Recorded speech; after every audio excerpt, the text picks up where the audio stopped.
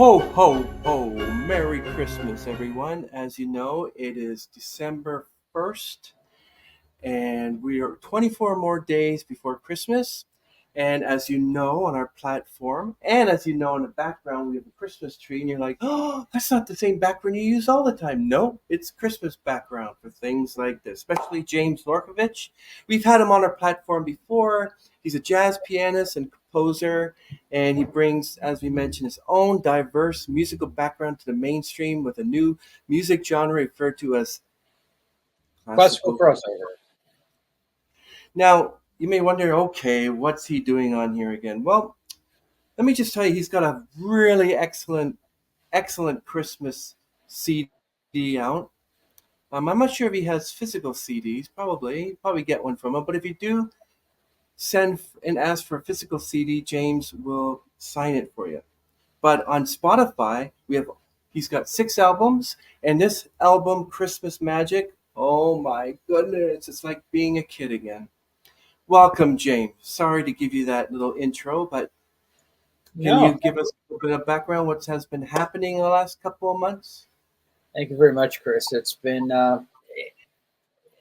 crazy is not the word. It's been busy, and as every single guest that's on your program is everybody. If the more busy you are, the better it is, and it's kind of funny because literally we were in the same position. It only seemed like yesterday, and we were talking about the first two Christmas albums and my first, debut Christmas album, and then of course the secondary follow up.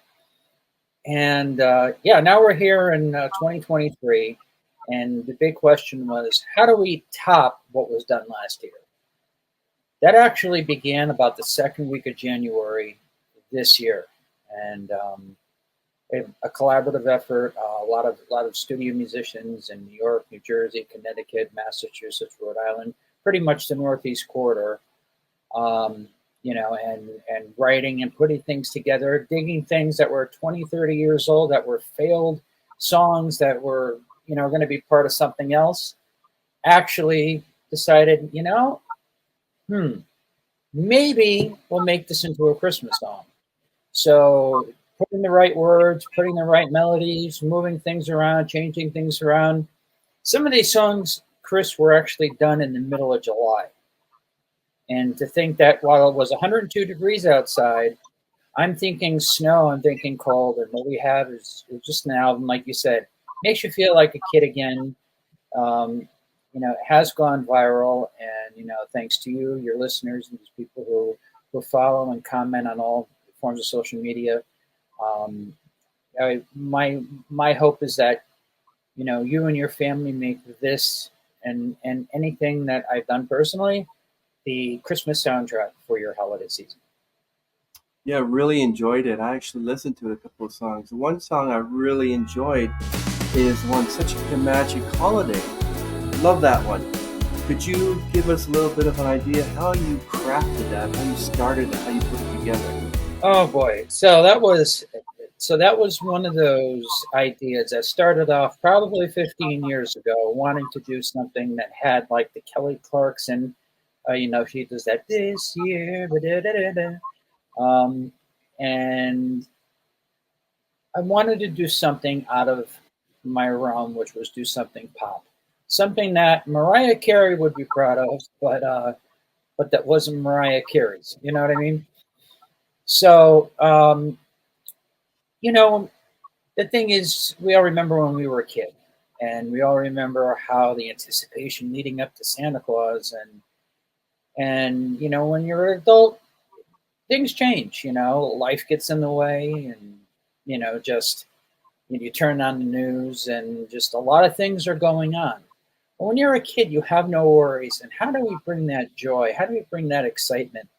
And how do we bring it back? I mean, we've been through a lot the last couple of years, and no matter where you live or what you're doing, this really embellishes the excitement and the joy of the Christmas holiday. And the funny part is, there's a lot of people. Of course, the main reason for the season is the birth of Christ. So there are a lot of people who don't see it as that way, and that's fine. So this song embellishes, they're taking part in the Christmas holiday, whether at work, at their parties, this and that. But this song really seems to resonate with people. And again, it probably was a failed rock song, pop song about 15 years ago. Pulled it out, and we're sitting there and going, this has got some potential. So it took about a weekend to actually just, sit inside the heat and just go, okay, where's it going to go? If something comes out of it, great. If something doesn't, well, at least you tried. Then we revisited it, I think later in the month. And then once, laid down the track, said, this is pretty good. This is really good. And look to be shooting a video in the next week to 2 weeks. So from when anyone watches this, hopefully there'll be a video by then. But again, I mean, there's so many emotions that evoked in this song. So I hope you like it, and hope that it's something that really, really kind of hits with you. Yes. Well, it's actually quite a song. Every time we talk about a certain song from a Christmas Magic album, we're going to just let a little bit of a snippet of the song just appear just for a bit so you can get a little bit of an idea of what type of Christmas album it is. And we will link it down below in the description. Thank you, James. We really appreciate you being on our platform again and expressing just how much your music means to you. We feel it. We literally listen to your music all the time, and we sort of like, I like this. And whatever we feel through it, you felt as well. Thank you for that. Another song I like to talk to you about is the one Kissing Under the Mistletoe with a beautiful, beautiful, beautiful voice on there. Can you give us an idea, number one, how you crafted that song? And number two, who is this mysterious female? Let's go outside. Snow is Mysterious falling Females. down and every child is This having so particular much artist, fun. A snowman is twice the size. how she goes by Christina, but with a K. She is actually going to be an artist that is making her way from studio work and crossing over into solo work, which is, from what my understanding is, she's going to be hitting the channels of The Voice and the online singing TV competitions. And as someone I worked with on a couple projects in the past, and she's up in like the Hudson Valley portion of New York, so she's one of those artists where um, you know always been in the background, a background singer, and never had that opportunity to come out in the forefront. And um, it's important to share your work with others, and it's important to tell your story and have others tell your story for you. I mean, this song is just it's still fun. It's whimsical. It's taking traditions. Traditions are very important when it comes to Thanksgiving holiday. As you still see, I've got my Thanksgiving stuff up, and I got a Christmas tree on the other side. So, um, you know, as we get older, we forget about those traditions and what do they mean to us, and how are they really a part of us. So, uh, I that's something I wanted to capture in the Mistletoe, and this is kind of geeky, but growing up, when you would enter our front door, go through the living room, you know when you took a bank to the left, that would bring you into the hallway, which you can go to the kitchen, bedrooms, and bathrooms, so on and so forth. But over this little archway, my parents would hang the mistletoe. And I remember from a very young age, it was probably only a $3, $4 plastic mistletoe that stayed in the family for like 40 years. But the significance of what the mistletoe was, and you know, and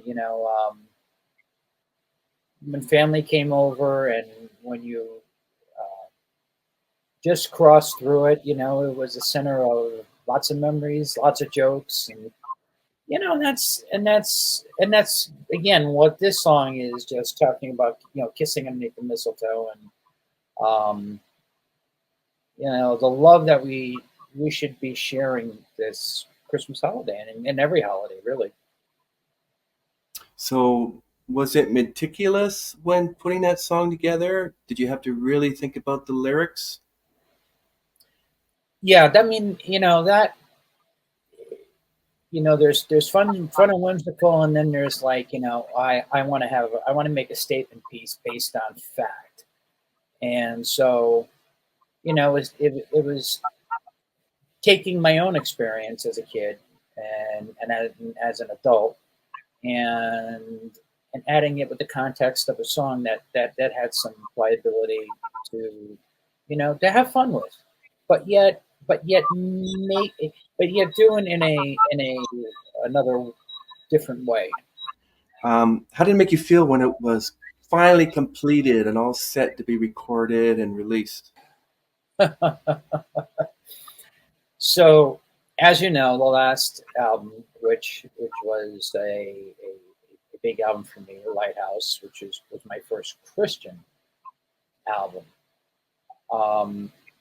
Little did anyone know I was still working on this while trying to finish that, and so getting it ready for October 29th was, I said, geez, is there going to be any? Are we going to have any room to get everything that we need to get done?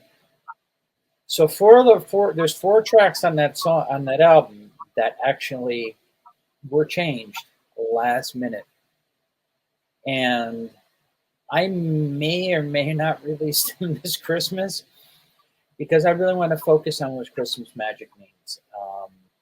You know, and I tell you, I was relieved, but now I'm probably more stressed than anything, because it's taken on, this album is done something that I think the first two were, heavily focused on the instrumental, and heavily focused on being more of a traditional jazz, classical crossover kind of concept. This was more like, you know, let's do something that we can reshape.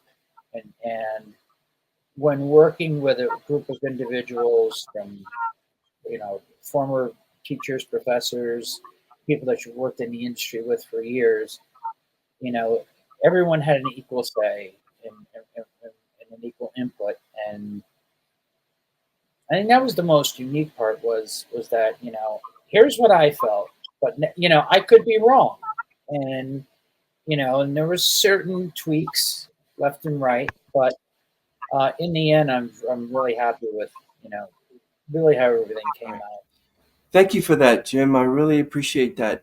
Now, I love this one song I listened to. It's called "It's a Magic Day," and I suppose it's sung the same with by Christina. That's Am I correct. right? Really beautiful song. And was that as easy as the other ones?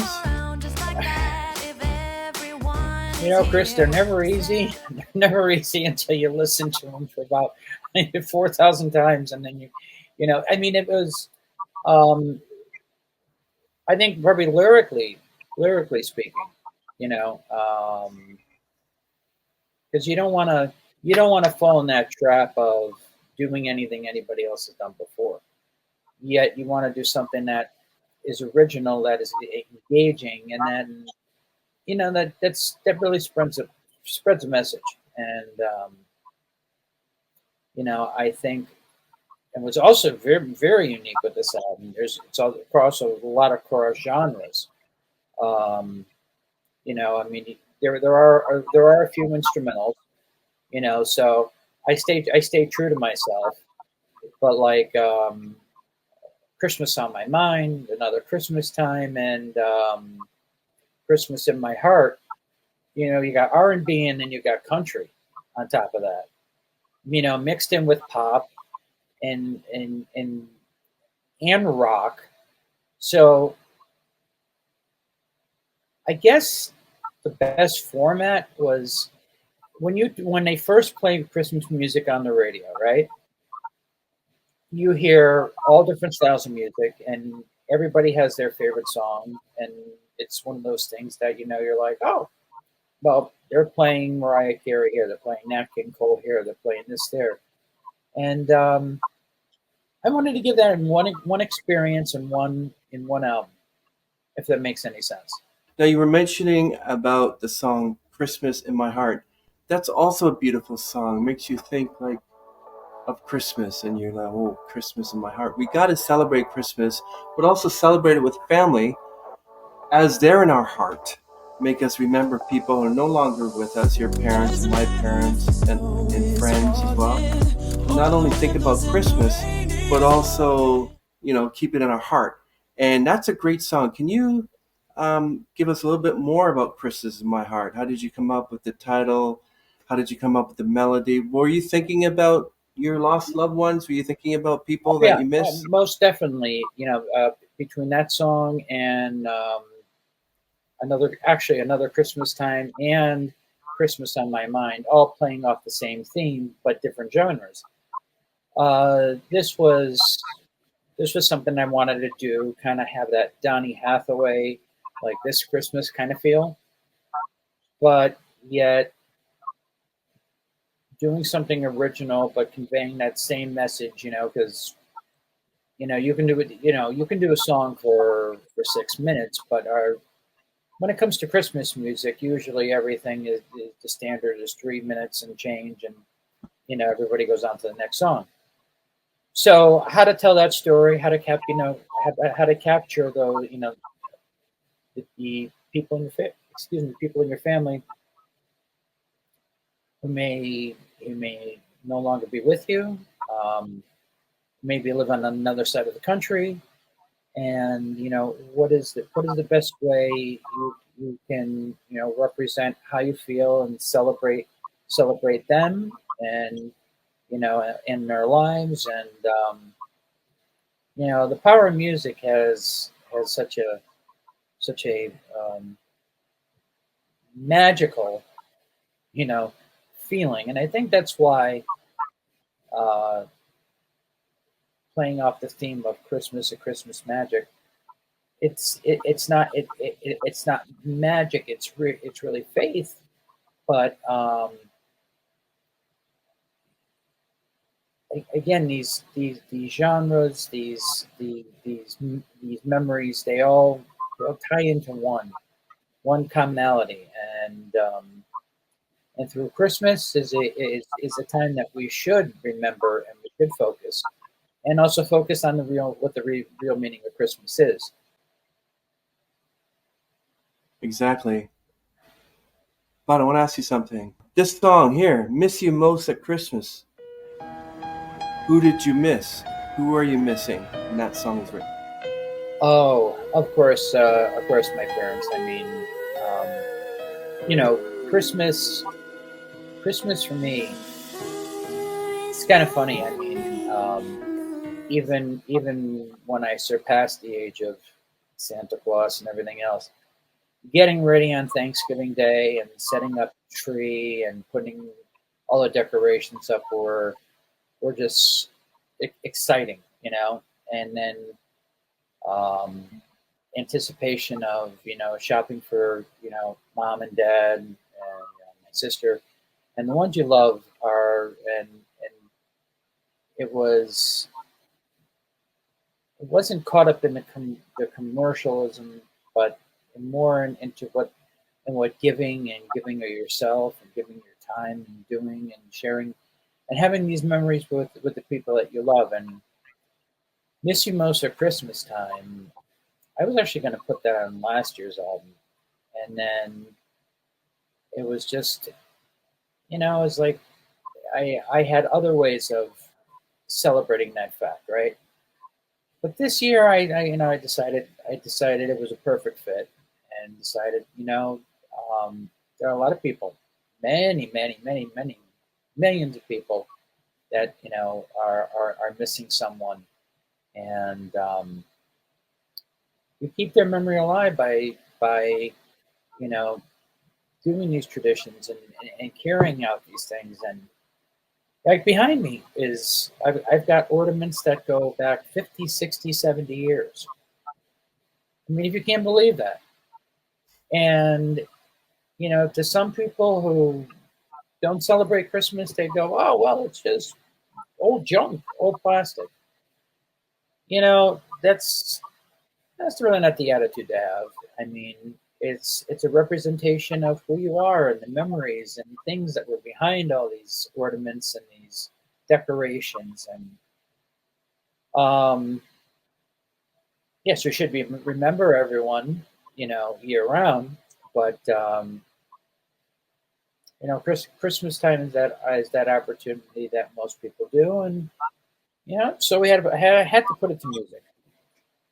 Every song is magical. There's one song that I feel a little bit kind of because it has to do with the loss of a loved one, and not the loss of just someone that we know, but someone that we've had as a pet. And that's the song "Hey Buddy," which I believe you said was written about your dog. Right. And when I heard that song, it reminded me of my dog Misty, my husky shepherd. She was 15 when she passed away. I was in my 20s. And it was a terrible thing. And you invest so much love into a pet. And even though you should be investing more love into your loved ones, a pet is considered a loved one. And I had so much love for my loved one, for my pet, that when she passed away, I was a mess. I cried. I cried so much, I think there was a swimming pool in my bedroom. Can you give us a little bit of an idea of who this song is written for and about? So this is I had a Boston Terrier. So when I met my wife, um, she had rescued this Boston Terrier, and of course his name was Bob. And Bob was all bark and no bite. I mean, he'd bark at the mailman. He'd bark at air. He'd bark at anything. But then he'd also cozy up to you and give you as much love as humanly possible. And was this August that he was already 10 years old, 11 years old, and it was one of those things that you bring him to the vet that day, and then you're walking away, and you don't, he had to be put to sleep. And again, it's like living a lot of memories and living a lot of bad memories. When someone you love, your parents or an aunt, an uncle, brother, sister, whomever it may be, when you lose them, that's hard enough. And then an animal has. I mean, they're totally innocent. They can sin. They cannot sin. I'm sorry, and they give unconditional love. And you know, uh, to not have Bob here this Christmas, it is a real bummer, and that's why with this song, I've I've been trying to work with the Humane Society and local shelters that people who want to have a pet or want to have someone in their family and take on an older pet, or even a younger pet. We just recently adopted um, a younger. Uh, he's an orange tabby. Oh, believe me, he's just like a kid. He's getting into everything. Trust me. But the thing is the joy that these animals bring, and the laughter, and just the things that they do each day in day out. We don't want to keep them wrapped up and trapped and caged up. Bring them home, have them be a part of your family, and be able to celebrate not only every Christmas and every birthday, every Thanksgiving, every Fourth of July, you name it. And it's also to raise awareness. I mean, a lot of these places they put animals down because they can't find a good home for them.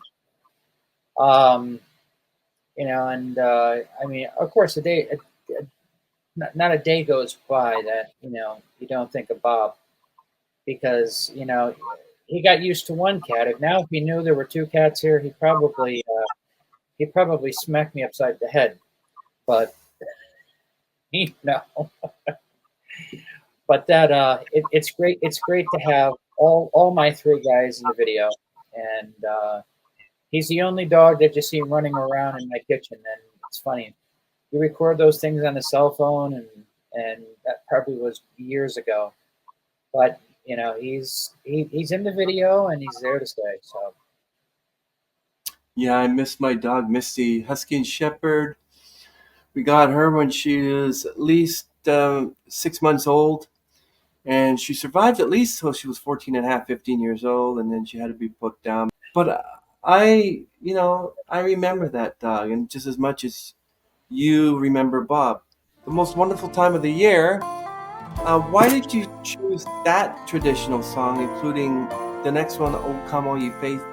And you also have "Hark the Herald Angels Sing." So can you give us an idea why you chose those three songs? Hark the Herald Angels Sing, and what child is this? I mean, those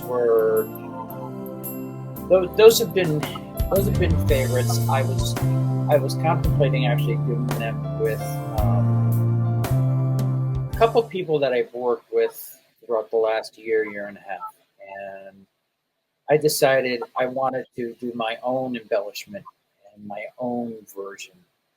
And I think sometimes going with your gut feeling. It's not that I didn't want to include anyone on those, but it was just I wanted to give my interpretation, my feeling of what those songs, those classic Christmas songs, meant to me. And I mean, honestly, as an instrumentalist, you can,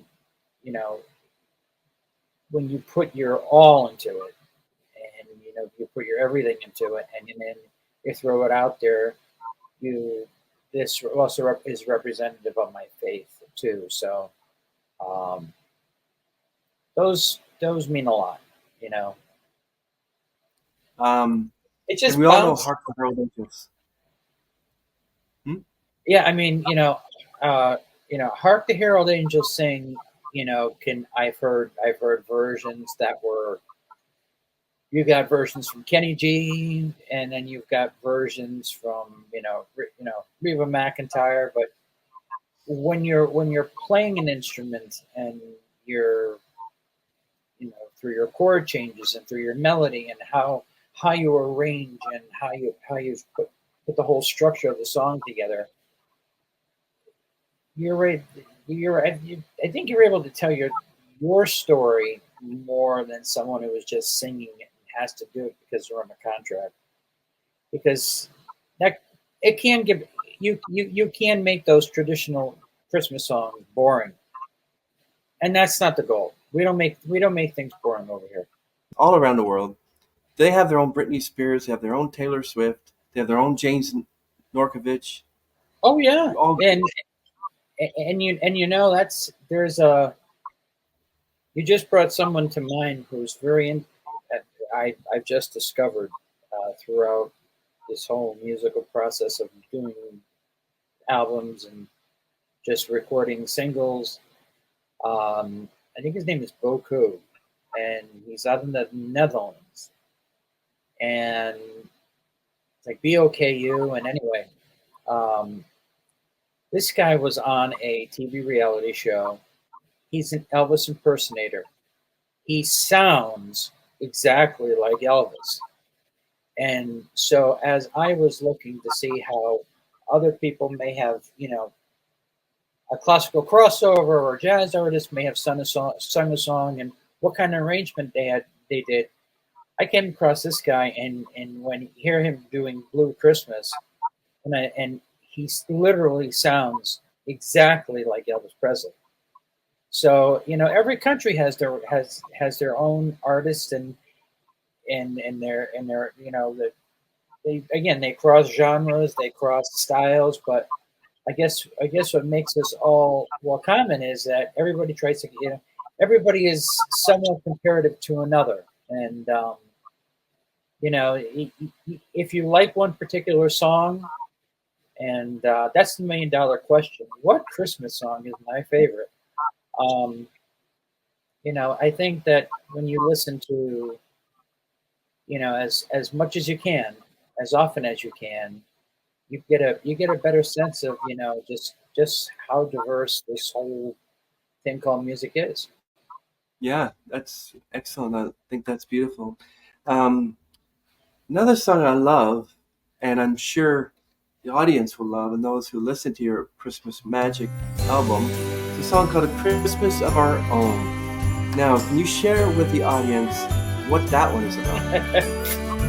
So anyone who has kids, or let's say you have kids or you have relatives, and you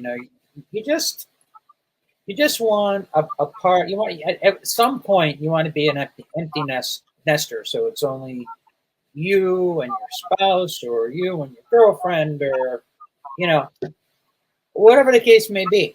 You just want to be able to do things without having to account for anyone, and just make the memories in what any way possible, and do them together. And that's what Christmas of Our Own is. Making those new memories. Being silly and goofy, yet being I'm gonna say you have some structure. I mean, but when you have a family, and you have your traditions. The goal is to pass them down to so they can form their own. And then you can go back and now form your new traditions. And just as like my parents had their traditions growing up. They met, got married, they started their own, passed it on to their kids, and when my sister and I left the house, my parents now have their own traditions. And that's what builds a family. That's what builds character, builds memories, and especially this time during the year.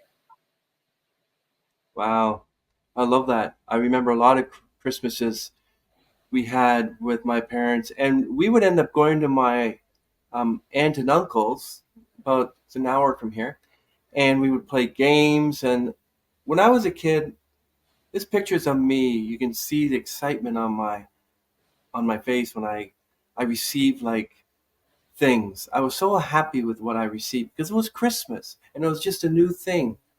And the biggest thing I got was during those days and predating myself was a brand new audio cassette player from Kmart, and I loved it.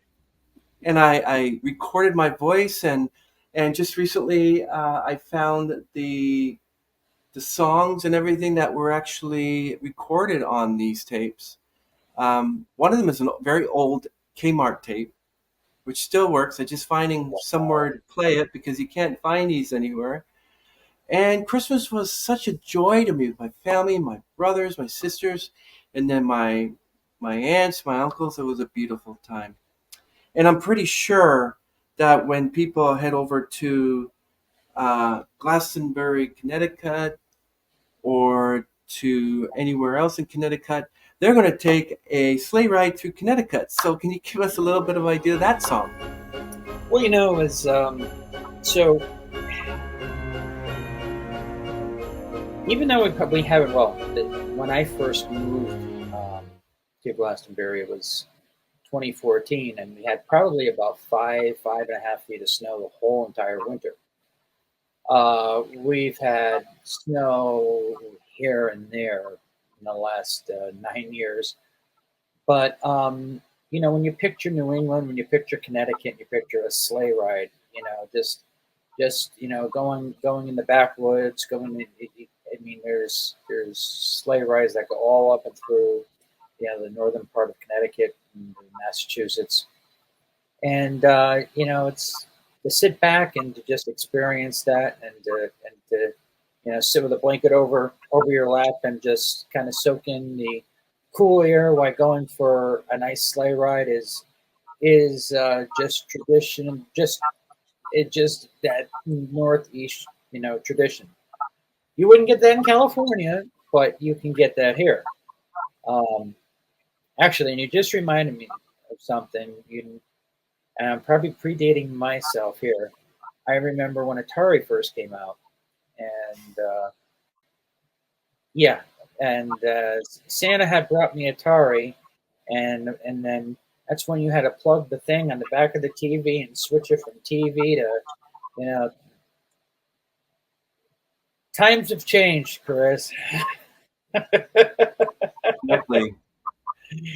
You know, I mean, just look at the technology we're using now and how to create music and how to create memories and how to keep things lasting. Back then, if you wanted to take a, record a memory, you had to put 110 film in a camera, close the back of it. You had the flash that was out the side, click, and you're done. And then get the developed. That's exactly right. But now it's just so easy now. Just one little device, the iPhone, or even an Android, can do anything. And we really appreciate you, James, for sharing with us the creation of Christmas Magic. Everyone, Christmas Magic will be linked in the description. There's 16 songs. Beautiful piece of work. I want you to enjoy it. I enjoyed it. Thank you, James, for another session on the podcast. And I really look forward to the next time you want to promote an album.